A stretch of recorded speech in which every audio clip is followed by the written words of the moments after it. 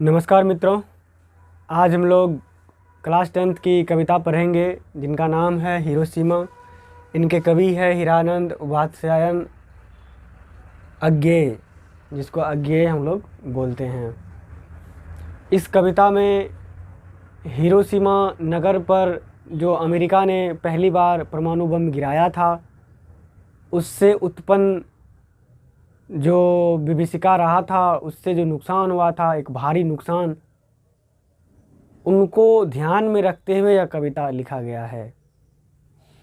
यह कविता आज के लिए इसलिए महत्वपूर्ण है कि आज प्रत्येक देश आधुनिक हथियार बनाने की होड़ में लगा हुआ है, और इस हथियार की होड़ में एक बात सामान्य है कि प्रत्येक देश ऐसा हथियार बनाना चाहता है जो एक समय में एवं बहुत कम समय में ज़्यादा लोगों को मार सके। अर्थात आज प्रत्येक देश ज़्यादा से ज़्यादा लोगों को मारने की कोशिश में लगा हुआ है, जो कि बहुत ही दुखद है, बहुत ही अपमानजनक है मानव सभ्यता के लिए, जो कि नहीं होना चाहिए। आज प्रत्येक देश का आप देख लीजिए ना कि रक्षा विभाग का जो खर्च है, प्रत्येक देश बहुत ज़्यादा खर्च कर रहा है रक्षा विभाग पर। प्रत्येक कंट्री, भारत का भी बजट देखिएगा तो भारत में भी भारत भी रक्षा पर बहुत ज़्यादा खर्च करता है। क्या ज़रूरत है रक्षा पर इतना खर्च करने का? कारण ये है, पूरा विश्व ईर्ष्या, जलन, साम्राज्य विस्तार की भावना से रोगी बन चुका है, ग्रस्त हो चुका है। तो बम गिरा देना किसी देश पर बहुत आसान है, लेकिन वह देश कितना कष्ट सहा, वहाँ के लोगों का क्या दोष था, फिर भी हिरोशिमा पर बम गिराया गया। आसान है गिराना, लेकिन उसका जो नुकसान है वो बड़ी भयावह नुकसान होता है। वहाँ के लोगों का जीवन अस्त व्यस्त हो जाता है, पशु की तरह, जानवर की तरह जीवन हो जाता है मनुष्य का। तो ऐसा ना हो, और हम सबों में जो एक कंपटीशन की, संघर्ष की, युद्ध की भावना, जलन और ईर्ष्या की भावना है, उसी का परिणाम है कि पूरा विश्व आज ईर्ष्या की आग में जल रहा है। तो उसी को एक अपने काव्य शैली में अज्ञेय जी ने यहाँ पर प्रस्तुत किए हैं। तो ध्यान से सुनिएगा कविता को। यह कविता का नाम है हिरोशिमा और इसका कवि है हीरानंद वात्स्यायन अज्ञेय। ठीक है, तो आपसे ऑब्जेक्टिव अगर पूछे कि हिरोशिमा कविता का कवि कौन है, क्या बताइएगा? हीरानंद वात्स्यायन अज्ञेय। अच्छा, एक चीज़ और है, जब भी हम कविता पढ़ा रहे होते हैं तो आप किताब रखा कीजिए सामने में, आपका जो हिंदी बुक है। जैसे कभी हम जीवन परिचय पढ़ा रहे हैं तो आप क्या कीजिए, अभी वीडियो पॉज कीजिए, किताब निकालिए और जीवन परिचय को अपने सामने में रखिए, और हमको भी देखते रहिए और अपने चैप्टर को भी देखते रहिए। और जब हम कविता पढ़ाते रहें तो वो आप देखते रहिए किताब को, उससे आप और हम कनेक्ट हो पाएंगे एक दूसरे से, आपको समझने में ज़्यादा आसानी होगा। ओके, ये पहली कविता में नहीं बोले थे, लेकिन रूल वहीं से लागू होना चाहिए था। कोई बात नहीं, ठीक है, किताब रखिए सामने में। हीरानंद वात्स्यायन अज्ञेय का अब हम लोग परिचय देख लेते हैं। इनके पिताजी का नाम था हीरानंद शास्त्री। हीरानंद शास्त्री इनके पिताजी थे। किनके पिताजी? अज्ञेय का। देखिए बात क्या है कि इतना बड़ा नाम हीरानंद वात्स्यायन अज्ञेय, एक और इसमें टर्म है, लेकिन उसको लिखे। होता क्या था पहले कि लोग, अगर किसी का नाम होता था ना, तो उसमें उसके पिताजी का नाम, उसके जगह का नाम सारा जोड़ करके नाम बनता था। जैसे आप में से किसी का नाम रोशन होगा, बंटी होगा, राहुल होगा, नीतीश होगा, सतीश होगा, आरती होगा, प्रीति होगा, निशा होगा, सोनी होगा, कुछ भी। तो ये तो सिंपल नाम है, एक आपका एक वर्डेड नाम है, ये एक शब्द का नाम है। पहले जो नाम होता था उसमें 3-4 वर्ड को जोड़ा था, आपके स्थान को, आपके पिता के नाम के। जैसे देखिए यहाँ पर हीरानंद वात्स्यायन अज्ञेय में पिताजी का नाम है ना इसके नाम में, तो ये एक इंटरेस्टिंग था, बड़ी अजीब था, मतलब क्या ज़रूरत है उसका, तो लेकिन था, क्या कीजिएगा, इसीलिए इसका नाम बड़ा है, कुछ करना भी नहीं है। तो हीरानंद शास्त्री जी इनके पिता थे। किनके पिता? अज्ञेय के। हीरानंद शास्त्री एक पुरातत्ववेत्ता थे, बहुत प्रख्यात। प्रख्यात मतलब होता है विश्व प्रसिद्ध पुरातत्ववेत्ता थे।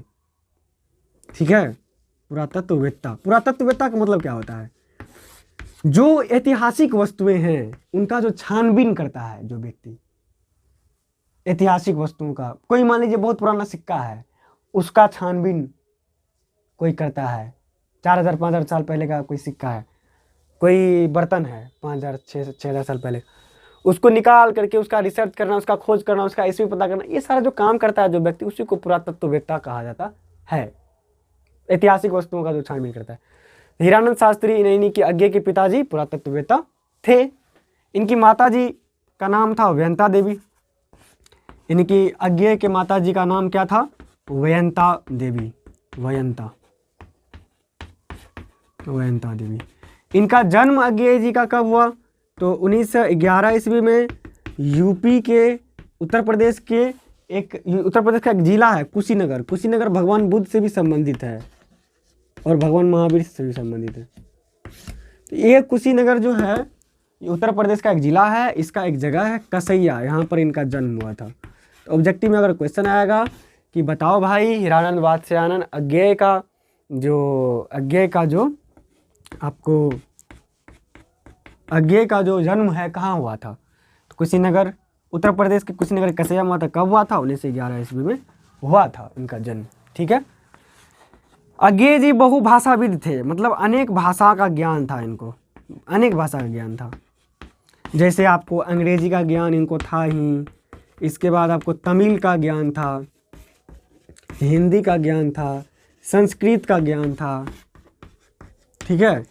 तो अनेक भाषा का जिसको ज्ञान रहता है उसी को बहुभाषाविद कहते हैं। ऑब्जेक्टिव आपको पूछेगा कि अज्ञेय जी को किन किन भाषाओं का ज्ञान था, तो अंग्रेजी का, तमिल का, हिंदी का, संस्कृत का, ये उसका आंसर हो जाएगा।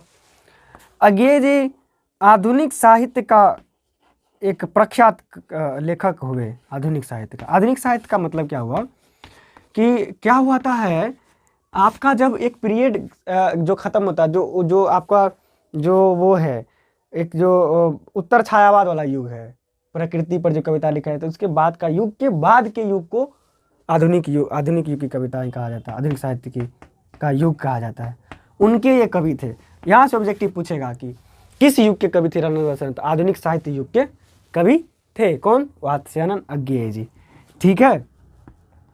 देखिए ये नए नए प्रयोग किए। क्या प्रयोग किए आगे देखेंगे हम लोग। ठीक है। तो अब इनका और कुछ चीज़ें जान लेते हैं। जैसे कि 1925 ईस्वी में ये पंजाब हाई स्कूल से आपको मैट्रिक परीक्षा पास किए। फिर यह क्रिश्चियन कॉलेज से 1927 में इंटर किए। फिर इसके बाद आपको ये लाहौर से बीए किए। बीए मतलब बैचलर ऑफ आर्ट्स किए वहाँ से। ओके। अब इनकी प्रमुख रचना पर आते हैं। इनका प्रमुख रचना क्या क्या है? प्रमुख रचना मतलब कौन कौन सा किताब इन्होंने लिखा। देखिए इनमें आप किताब में देखिए अभी और वहाँ से याद कीजिए। हम कुछ ही किताब का नाम यहाँ पर इसका बताएंगे जो अज्ञेय जी का लिखा गया है। ऑब्जेक्टिव यहाँ से खूब पूछेगा इस पुस्तक का लेखक कौन है, इस पुस्तक का लेखक कौन है, तो ये आप ध्यान रखिएगा। प्रमुख रचना में हम पहले उपन्यास का चर्चा करते हैं। उपन्यास क्या है? जो कई कहानियों का समूह होता है, कई पात्र, ऐसा कहानी जिसमें ढेर सारा पात्र हो उसको उपन्यास कहते हैं। इसमें शेखर एक जीवनी इसका उपन्यास है, आपको शेखर एक जीवनी है और भी कुछ इसका है। ठीक है। तो आप देख लीजिए उपन्यास वाला पार्ट अलग होगा, काव्य वाला पार्ट अलग होगा, फिर कहानी वाला पार्ट अलग होगा। ओके। आप देख लीजिए वहाँ, उसको रट जाइए आप या फेयर में लिख लीजिएगा, उसको याद करते रहिएगा, रिवाइजिंग करते रहिएगा। काव्य मतलब कविता वाला, कहानी, उपन्यास अलग चीज़ हो गया, कहानियों का समूह या कहानियों का बृहत रूप। काव्य में एक है सदानीरा। सदानीरा क्या है? देखिए अज्ञेय जी का सभी कविताओं का समूह संग्रह जो किया गया उसी का नाम है सदानीरा। उसी का नाम क्या है जी? सदानीरा। और आपका जो ये हिरोशिमा कविता है वो यहीं से आया है, इसी कविता संग्रह से, यानी कि सदानीरा कविता संग्रह से हिरोशिमा को लिया गया है। तो ये क्वेश्चन तो ध्यान रखिएगा, आप पूछेगा कि सदानीरा कविता किस कविता संग्रह से लिया गया है? तो क्या किससे? सदा, मतलब हिरोशिमा कविता किस कविता संग्रह से लिया गया है? तो सदा निराश से। ठीक है, ये ऑब्जेक्टिव ध्यान रखिएगा। इनका प्रमुख रचना में जो इंटरेस्टिंग बात है वो ये है, ये सप्तक की रचना किए थे, तार सप्तक। तार सप्तक का मतलब ये होता है 7 कवियों को एक साथ लेकर के, 7 लेखकों को एक साथ लेकर के एक विषय देता था, बोलता था आप 7 लिखो। इस प्रकार से एक नया प्रयोग था ये हिंदी जगत में। ठीक है, तो अज्ञे जी इन सभी कवि को पहले बोल भी दिए थे, लेखक को बोल भी दिए थे कि भाई सब अपना अपना विचार रखना अपने अपने तरीके से, क्योंकि हम सभी सत्य की खोज में निकले हैं, सभी सत्यराही हैं, और लिखते जाना। ठीक है, इसके बाद इसका दूसरा सप्तक है, दूसरा सप्तक, फिर इसके बाद इसका तीसरा सप्तक है, फिर चौथा सप्तक है। ठीक है, तो ये सारा आपको इसका प्रमुख रचना है। और भी कुछ प्रमुख रचना है जिनको आप देख लीजिएगा किताब के जीवन परिचय से। ओके, तो यहाँ पर आपका जीवन परिचय खत्म होता है। आप पॉज कीजिए और इसको लिखिए एवं ऑब्जेक्टिव क्वेश्चन को टच कीजिए इसके चैप्टर का। ओके, तो हम लोग अब कविता की ओर बढ़ते हैं।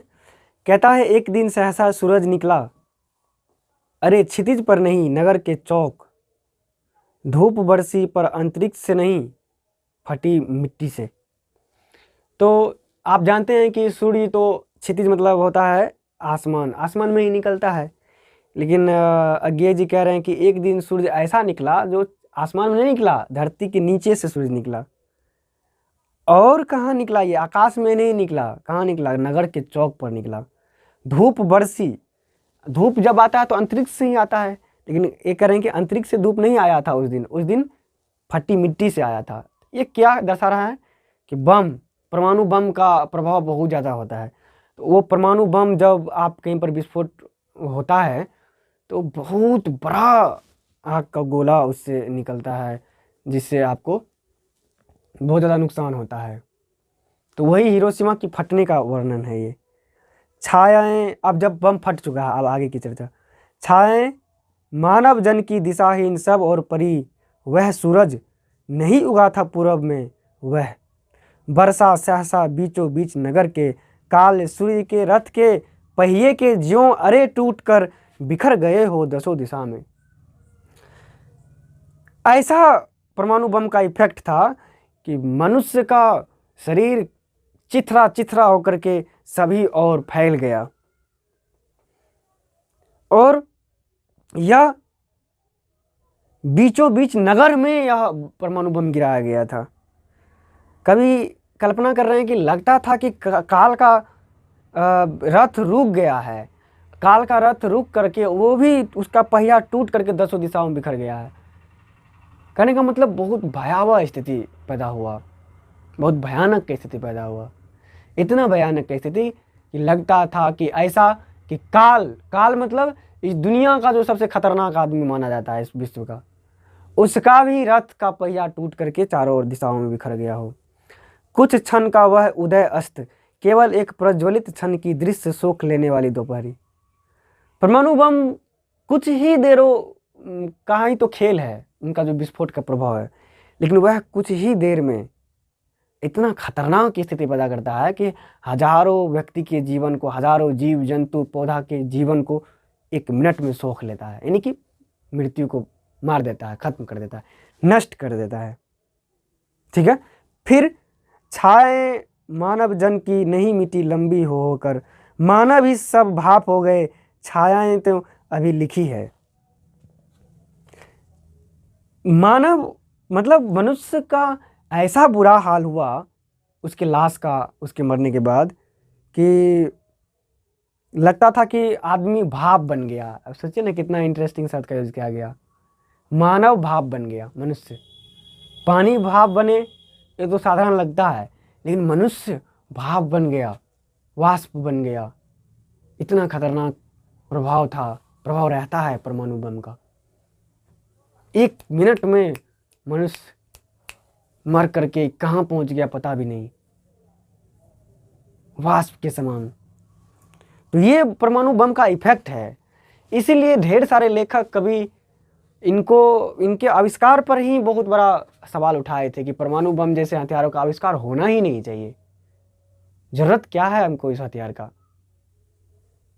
और उस युग में जब देश में ईर्ष्या की भावना भरी हो, ईर्ष्या नहीं रहता, तब थोड़ा सोचा भी जा सकता था। अब आगे कहते हैं छायाएं तो अभी लिखी है, मतलब मनुष्य मरा, उसका छाया अभी भी थोड़ा बहुत है। कहाँ है? झुलसे हुए पत्थरों पर। यहाँ से क्वेश्चन करेगा आपको, मनुष्य की छाया कहाँ लिखी हुई है? झुलसे हुए पत्थरों पर। यानी कि परमाणु बम के इफेक्ट से जो पत्थर परमाणु बम के आग में जला, झुलसा, उस पर आपको मनुष्य का छाया देखने को मिल सकता है। छाया दिखेगा आपको उजड़ी सड़कों की गच पर। जो सड़क उससे बर्बाद हुआ परमाणु बम के इफेक्ट से, उसका जो गच है, उसका जो बचा खुचा जो आपको क्षेत्र है, उस पर पत्थर या सीमेंट से बना हुआ जो सड़क रहता है उसी को गच बोला जाता है। तो उस पर जो मतलब छाया है बना हुआ, वो मनुष्य का ही छाया है। तो आगे आगे देखते हैं, मानव का रचा हुआ सूरज मानव को भाप बनाकर सो गया। यानी परमाणु बम तो मनुष्य ने ही बनाया था ना, तो मनुष्य ने परमाणु बम बनाया, और वही परमाणु बम मनुष्य को, हजारों लाखों मनुष्य को एक साथ मौत की नींद सुला दिया, मानव को भाप बना दिया। पत्थर पर लिखी हुई या जली हुई छाया मानव की साखी है। मतलब अज्ञे जी कह रहे हैं कि मनुष्य मत भूलो कि तुम बहुत ज्यादा क्रूर हो। ये जो परमाणु बम की इफेक्ट से हिरोशिमा की जो पत्थर झुलसा है, मानव की जो छायाएं हैं पत्थरों पर, यही तुम्हारा क्रूरता का प्रमाण है, तुम्हारे क्रोध का प्रमाण है, तुम्हारे अंदर पशुता जो है भरी हुई कूद कूद कर, उसका प्रमाण है। इसको मत बोलो, ये साखी है, ये मतलब क्या कहता है उसको, गवाही है। इसलिए मनुष्य को अब एक दूसरा दिशा देने की जरूरत है। पूरे समाज की स्थिति भयावह हो चुका है, उसको एक नया दिशा देने की जरूरत है।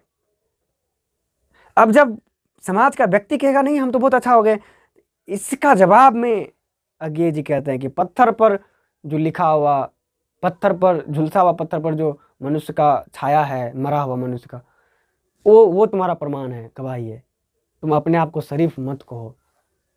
यहाँ से प्रेरणा हम लोगों को ये लेना है, व्यक्ति के जीवन से जब तक क्रोध खत्म नहीं होगा तो किसी देश से क्रोध कैसे खत्म हो जाएगा? कभी भी क्रोध खत्म नहीं होगा किसी देश से जल्दी, जब तक कि व्यक्ति के दिलों से क्रोध खत्म ना हो। क्योंकि व्यक्ति के मिलने से ही देश बनता है। व्यक्ति का निर्माण, देश क्या है? व्यक्तियों का समूह है। तो व्यक्ति, प्रत्येक व्यक्ति को ठीक होना पड़ेगा, तब जाकर के देश ठीक हो पाएगा। तो यहाँ पर यह कविता खत्म होती है। प्रश्न उत्तर हम लोग 2 मिनट में देख लेते हैं।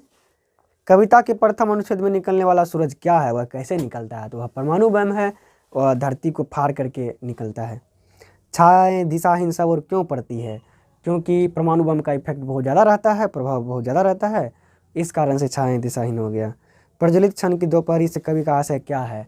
मतलब आशय ये है कि परमाणु बम जब परमाणु बम कहीं गिरता है, वहाँ पर बहुत ज़्यादा तापमान वहाँ का हो जाता है, यही इसका आशय है।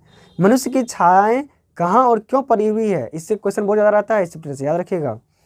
मनुष्य की छायाएं कहाँ और क्यों पड़ी हुई है? तो मनुष्य की छायाएं झुलसे हुए पत्थरों पर, उजड़े सड़कों की पक्की ईंटों पर, पक्की सीमेंट की जो रचना है वहाँ पर पड़ी हुई है। ठीक है, क्यों पड़ी हुई है? परमाणु बम के प्रभाव से पड़ी हुई है। हिरोशिमा में मनुष्य की साखी के रूप में क्या है? पत्थर पर लिखी हुई, मतलब पत्थर पर जो लिखा हुआ, पत्थर पर जो छाया बना हुआ है मनुष्य, मरे हुए मनुष्यों का, वही हिरोशिमा में मनुष्य की साखी है। व्याख्या करें। एक दिन सहसा सूरज निकला, इसके व्याख्या में क्या कहिएगा? प्रस्तुत पंक्ति हिरोशिमा कविता से लिया गया है, इसके कवि अज्ञे जी, वात्स्यायन अज्ञे हैं। इस पंक्ति के माध्यम से कवि कहना चाहते हैं कि परमाणु बम रूपी सूरज एक दिन अंतरिक्ष से नहीं बल्कि धरती के नीचे से फट करके निकला, बस। दूसरा क्वेश्चन व्याख्या में है, काल सूर्य के रथ के पहियों के ज्यों अरे टूटकर बिखर गए हो दसों दिशाओं में। मतलब परमाणु बम का प्रभाव ऐसा रहा कि हजारों लाखों व्यक्ति, जीव और पेड़ पौधा तितर बितर हो गया, मौत की नींद सो गया, बर्बाद हो गया, तबाह हो गया। ऐसा लगता है कि काल का सूर्य का ही पथ, सूर्य का ही रथ टूटकर, सूर्य के रथ का पहिया टूटकर चारों तरफ फैला है। मानव का रचा हुआ सूरज मानव को भाप बनाकर सो गया। अर्थात परमाणु बम के प्रभाव से हजारों लाखों व्यक्ति क्षण भर में ही बर्बाद हो गया, तबाह हो गया, नष्ट हो गया। और इस परमाणु बम को मनुष्य ने ही बनाया और वही परमाणु बम मनुष्य को ही खत्म कर दिया। कभी यही कहना चाहते हैं? आज के युग में इस कविता की प्रासंगिकता स्पष्ट कीजिए। आज के युग में प्रासंगिकता इसका तो बहुत ज़्यादा है, रेलिवेंस बहुत ज़्यादा है इनका, क्योंकि आज तो संपूर्ण विश्व इसी दौर में लगा हुआ है। सब चाहता है कि हथियार के मामले में हम एक दूसरे से शक्तिशाली बने। आज तो सभी देश को, खास करके जो नेतृत्व कर रहे हैं सभी देश का, उनको ये कविता ज़्यादा करके पढ़वाइए। पढ़ो, एक हथियार का इफेक्ट से कितना बड़ा परिणाम निकला, और तुम भी इसी होर में लगे हुए हो, बेवकूफ़ों, मूर्खों। तो सुधरो। वात्स्यायन जी की कविता को लेके जाइए आप लोग, इसीलिए कविता दिया गया था। एरोप्लेन की खर्चा कौन देगा? नहीं देंगे हम। जाना है अभी नहीं, पहले थोड़ा पढ़ लिख लिया जाए क्या, उसके बाद तो पूरे विश्व में जाना है, पूरे मानव समाज को अच्छा बनाने की कोशिश करना है। साथ साथ हम भी अच्छा बने, आप भी अच्छा बनिए। तो यह चैप्टर यहाँ पर ख़त्म होता है। अगला चैप्टर हम लोग देखेंगे आगे। अब कविता की संख्या बचा है आपको मात्र 5, ठीक है, 5। तो यहाँ पर आपका कविता हम स्टॉप करेंगे। अगले चैप्टर में हम अब स्टोरी लेकर के आएंगे, और वो उसका नाम है जीत जीत मैं निरखत हूँ, पंडित बिरजू महाराज, जो कि एक कथक नृत्य के बहुत जाने माने व्यक्ति थे। तो पंडित बिरजू महाराज, उनका हम लोग जीवन के बारे में जानेंगे अगले चैप्टर में, जो कि 8वां चैप्टर है गद्य खंड का, अर्थात कहानी वाले पार्ट का। ओके, नमस्कार। देखते रहिए, दोस्तों को शेयर करते रहिए, कमेंट करते रहिए।